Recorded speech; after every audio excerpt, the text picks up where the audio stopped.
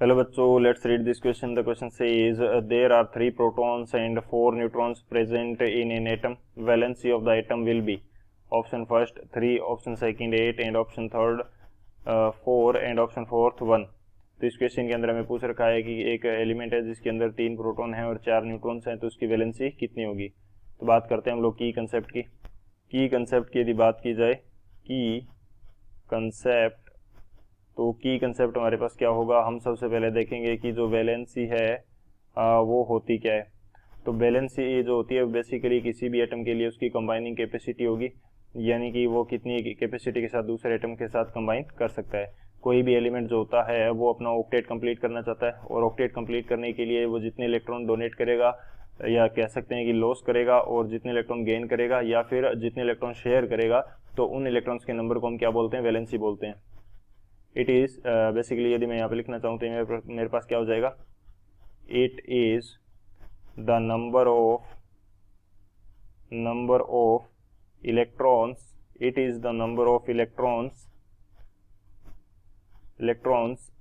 Loss या gain या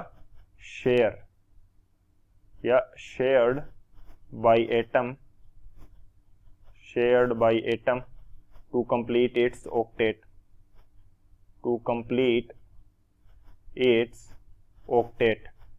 octet complete करने के लिए ये जितने इलेक्ट्रॉन का लॉस करेगा या गेन करेगा या शेयर करेगा, तो उसका नंबर हमारे पास क्या होगा, वैलेंसी हम इसको बोलेंगे. सो ये हमारा मेन की कंसेप्ट हो जाएगा.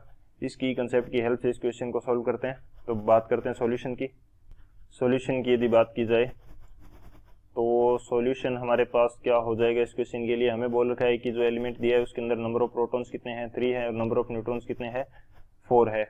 सो प्रोटॉन्स की यदि बात करें तो प्रोटॉन्स का जो नंबर होता है वो किसको रिप्रेजेंट करता है, एटॉमिक नंबर को, और जितने नंबर ऑफ प्रोटॉन होते हैं उतने ही क्या होते हैं, इलेक्ट्रॉन का नंबर होता है.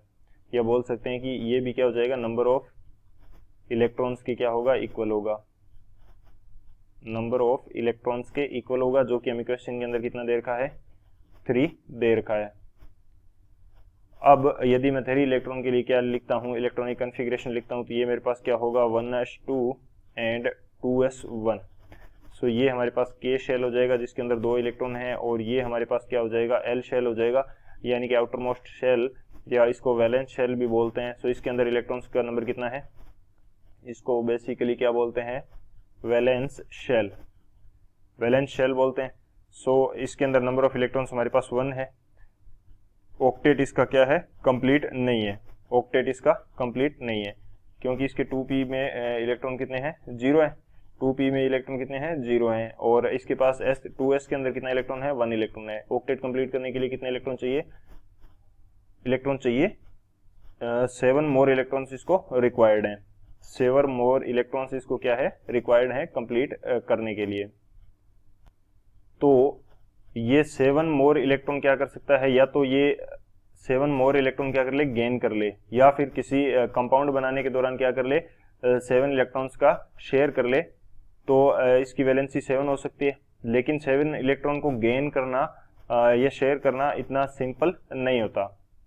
इतना सिंपल क्यों नहीं होता, क्योंकि जैसे ही एक इलेक्ट्रॉन ये गेन कर लेगा, शेयर करने की बात अलग है, बेसिकली हम गेन करने की बात कर रहे हैं. तो जैसे ही एक इलेक्ट्रॉन गेन करेगा तो इसके ऊपर क्या आ जाएगा, नेगेटिव चार्ज आ जाएगा.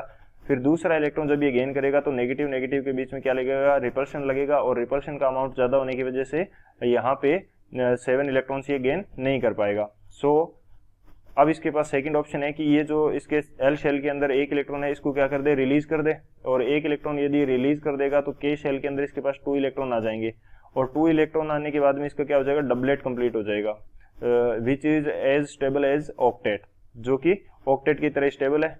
सो जिनके अंदर नंबर ऑफ इलेक्ट्रॉन्स 8 इलेक्ट्रॉन से कम होते हैं वो बेसिकली डबलेट फॉर्म करना ज़्यादा पॉसिबल समझते हैं.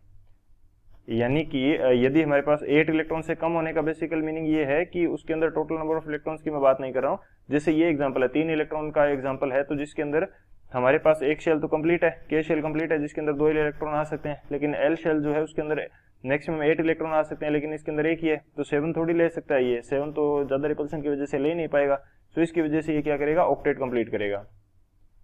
तो बेसिकली 8 इलेक्ट्रॉन से कम होने का मीनिंग ये नहीं है कि यदि इसके पास 7 इलेक्ट्रॉन होते तो ये इलेक्ट्रॉन गेन करके एक ऑक्टेट कंप्लीट कर सकता था।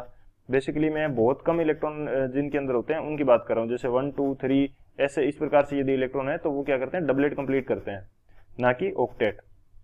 सो यदि ये एक इलेक्ट्रॉन क्या कर देगा, रिलीज 1 इलेक्ट्रॉन, रिलीज 1 इलेक्ट्रॉन, यदि ये एक इलेक्ट्रॉन को क्या कर देगा, रिलीज कर देगा, तो अब इसके पास क्या हो जाएगा, अब इसके पास हमारे पास इलेक्ट्रॉन बचेगा 1s2 और 2s के अंदर क्या बचेगा 0। सो के शेल के अंदर क्या हो जाएगा, डबलेट कंप्लीट हो जाएगा, डबलेट क्या हो जाएगा, कंप्लीट हो जाएगा। सो यहाँ पे ऑक्टेट और इस जिस प्रकार से इसके अंदर 3 इलेक्ट्रॉन्स है, ऑक्टेट एंड ऑक्टेट और डबलेट भी मैं इस डेफिनेशन के अंदर कर देता हूँ ताकि ये समझने के लिए इजी रहे। सो डबलेट कंप्लीट हुआ, डबलेट कंप्लीट होने के लिए इसको क्या करना पड़ा, एक इलेक्ट्रॉन रिलीज करना पड़ा। सो एक इलेक्ट्रॉन रिलीज करना पड़ा तो इसकी वैलेंसी क्या हो जाएगी, 1 हो जाएगी, इसकी वैलेंसी क्या हो जाएगी, 1 हो जाएगी। सो इस प्रकार से ये हमारे पास हम इसकी वैलेंसी फाइंड आउट कर सकते हैं।